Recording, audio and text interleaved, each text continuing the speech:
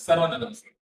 साई सेवा पतसंस्था व साई सेवा ग्रामीण बिगर शेती पतसंस्था मर्यादित काष्टी या पतसंस्थेच्या आर्थिक फसवणुकीला बळी पडलेले काही पीडित आज अहिल्यानगर जिल्हा न्यायालय मला भेटले आणि एकूण 15 तक्रारदारांचे हे अर्ज आम्हाला तक्रारीचे प्राप्त झाले बँक स्टेटमेंट सोबत.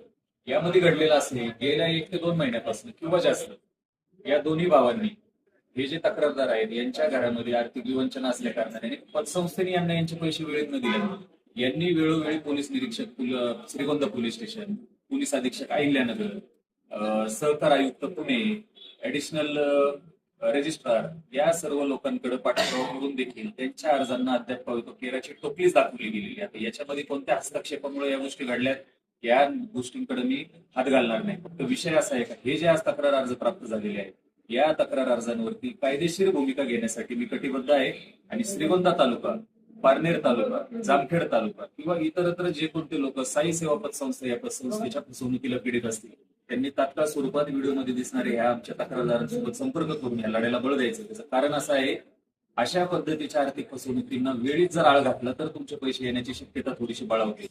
आता यांच्याकडनं मला मिळालेली माहिती अशी का जे संचालक आहेत ते संचालक तात्काळ स्वरूपात परागंदा होण्याच्या आणि त्यांचे प्रॉपर्टी दुसऱ्यांच्या नावावरती विकून निघून जाण्याची तयारी आहे. त्या लोकांनी यामध्ये तात्काळ स्वरूपात कायदेशीर भूमिका कोर्टात घेणं गरजेचं आहे जेणेकरून अशा लोकांना आपल्याला आळ घालण्यास मदत होणार आहे.